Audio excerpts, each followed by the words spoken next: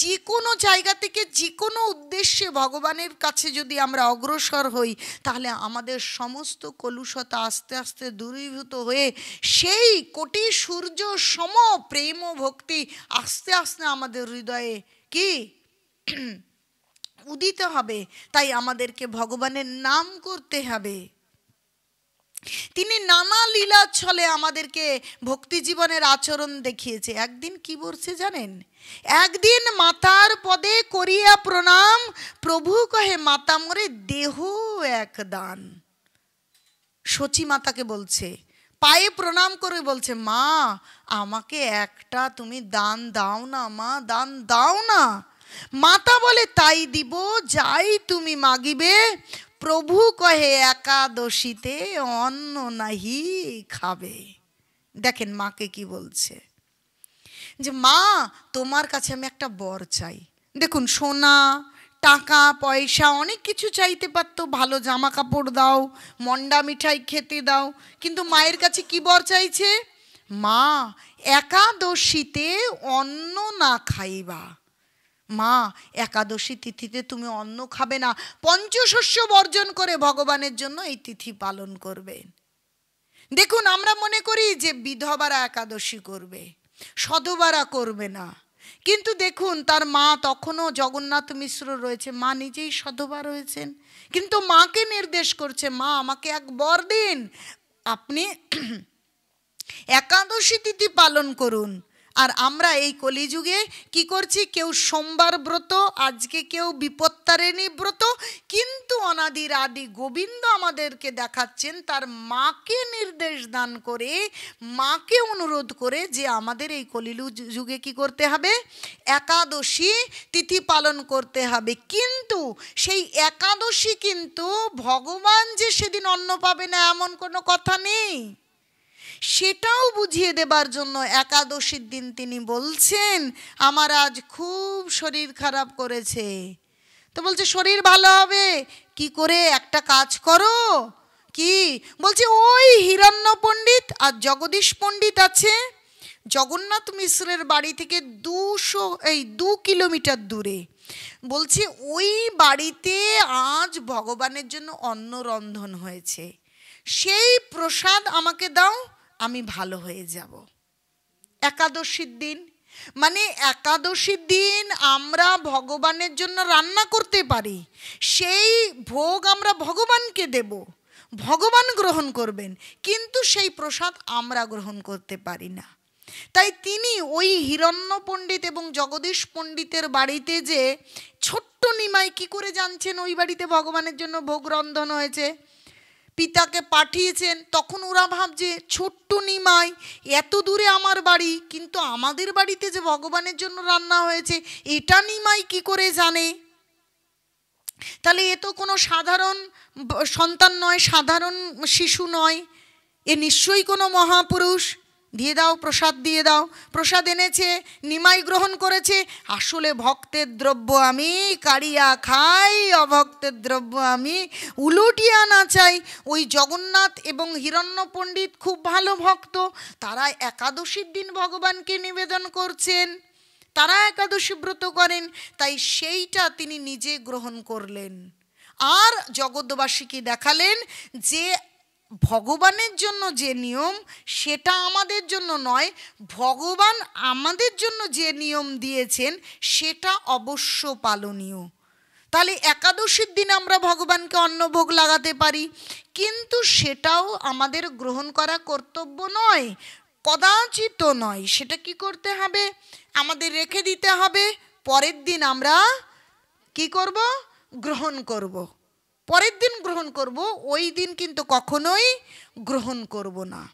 দেখুন ভগবানে অনেকেই আমাকে প্রশ্ন করে, এই তোমরা ইস্কনের লোক, তোমরা পান সুপুরি খেতে বলো চাও না, পান সুপুরি খেলে তাদের হাতে খাও না, চা খাওয়া যাবে না, বড্ড বেশি বাড়াবাড়ি করো। কিন্তু আমরা ইস্কন কোনো ওই মঙ্গল গ্রহ থেকে এসে যাওয়া কোনো লোক নই। আমরা ইস্কন মানে আন্তর্জাতিক কৃষ্ণ ভাবনামৃত সংঘ, যার ফাউন্ডার আচার্য মানে প্রতিষ্ঠাতা আচার্য হলেন শ্রীল প্রভুপাদ তিনি গৌরাঙ্গ মহাপ্রভুর যে নির্দেশ যথাযথভাবে নিজে আচরণ করেছে এবং জগৎবাসীকে সেই আচরণ তিনি প্রচার করেছেন, তাই তো তিনি আচার্য। তাই আমরা বলছি ফাউন্ডার আচার্য, প্রতিষ্ঠাতা আচার্য। তাহলে তিনি যে নিয়ম কানুন আমাদের জন্য বেঁধে দিয়েছেন, 4 নিয়ম পালন করব। একে তো তা ভাগবতমে রয়েছে, দুতং পানং স্ত্রিয় সোনা যত্র অধর্ম চতুর্বিধা, 4 নিয়ম পালন করব।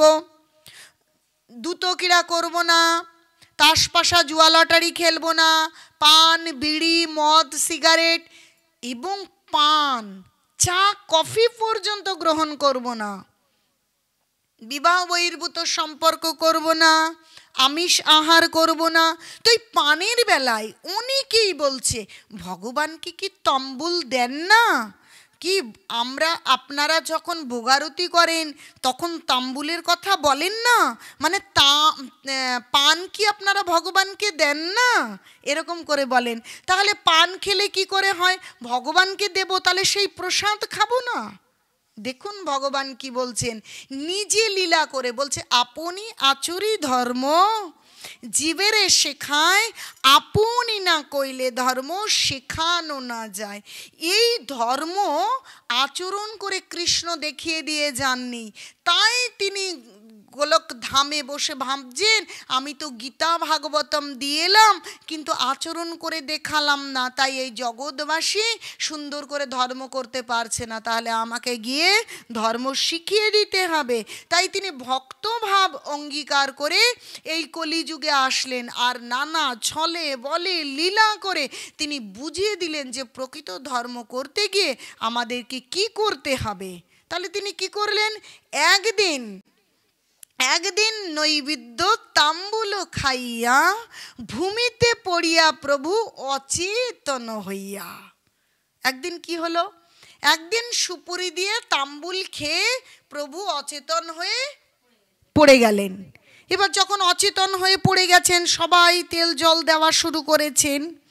ওইভাবে অচেতন হয়ে পড়ে গিয়ে তিনি দেখালেন যে এই পানের সঙ্গে যে সুপুরিটা দিয়ে খাওয়া হয় সেটার মধ্যে নেশাদ্রব্য রয়েছে, আর সেই নেশাদ্রব্য কখনোই গ্রহণ করা উচিত নয়, সেই নেশাদ্রব্য। তাহলে আমরা ভাবছি কেন আমরা সুপুরি খাবো না, কেন আমরা পান খাবো না, ভগবানকে দেওয়া যায়। আরে ভগবান অনাদির আদি গোবিন্দ, তিনি যেটা করতে পারেন সেটা কি আমরা কখনো করতে পারি? কখনো আমরা চিন্তা করে দেখি না যে তিনি ভগবান, তিনি পূর্ণ বস্তু আর আমরা অংশ, আমরা কখনোই সেটা করতে পারি না।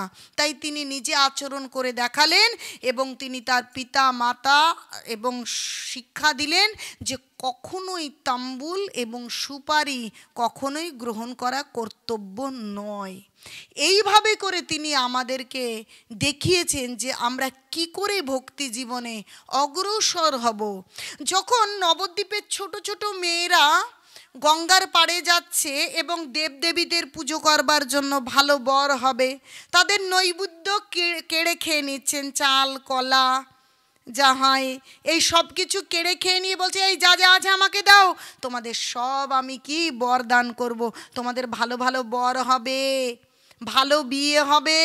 আর যারা কৃপণতা করে না এ তো আমি দেবদেবীর পুজো করব বলে এনেছি দিচ্ছে না, বলছে তোদের বুড়ো বুড়ো বড় হবে, 4টে করে সতীন হবে, এরকম করে বলছে।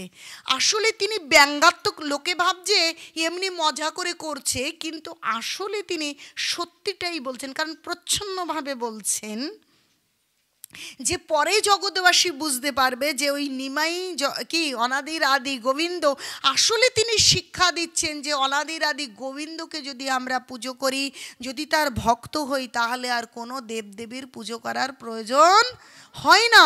সেই শিক্ষা তিনি আমাদেরকে দিচ্ছেন। আমরা বুঝতে পারছি না যে যথা তরুর মূল নিশাচনেন তৃপ্পন্তি তৎ স্কন্দ ভুজপ শাখা প্রাণপ হারাচ্চ যথান্দ্রিয়ানাং সর্বারেণ মচ্যুতেজা, যে যদি আমরা অনাদির আদি গোবিন্দের যদি ভক্ত হই তাহলে সমস্ত দেব দেবীর পুজো আপনা আপনি হয়, আলাদা করে দেবদেবীর পুজো করতে হয় না।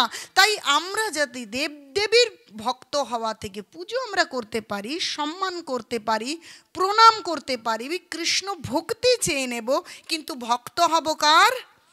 ভক্ত হব কৃষ্ণের। কারণ বলছি একেলা ঈশ্বর কৃষ্ণ, আর সকলে তার ভৃত্য, সকলে আমরা তার ভৃত্য। একমাত্র পরমেশ্বর হচ্ছেন অনাদির আদি গোবিন্দ। তাই সেই গোবিন্দের আমাদের ভজনা করতে হবে। তাই এই গৌর পূর্ণিমায় আমরা কখনোই আমরা অন্য রকমভাবে দিনটাকে পালন করব না। আমরা গৌরাঙ্গ মহাপ্রভু স্বয়ং অনাদির আদি গোবিন্দ, তাই ওই দিনটায় ব্রত উদযাপন করব। ওই দিনটায় আমরা ভগবানের নাম করব, আমরা ভগবানের অভিষেক করব, আর ওই দিন শপথ গ্রহণ করব যাতে আমরা সব সময় ভগবানকে অহর্নিশ চিন্তন করতে পারি। বলছে কি শয়নে, কি ভোজনে, কি বা পর্যটনে, অহর্নিশ্চিন্ত কৃষ্ণ বলোহ বদনে। এইভাবে আমরা নিজেরা এরকম করে চেষ্টা করতে করতে করতে করতে আমরা ভগবানকে সমস্ত সময় স্মরণ করতে পারবো, সমস্ত চিন্তা দূরে যাবে, আর আনন্দের সাগরে ভাসতে পারবো। নিতাই গৌর সীতানাথ প্রেমানন্দে, হরি হরি বল, হরি হরি বল। হরে কৃষ্ণ। এখানেই বিশ্রাম থাকুক।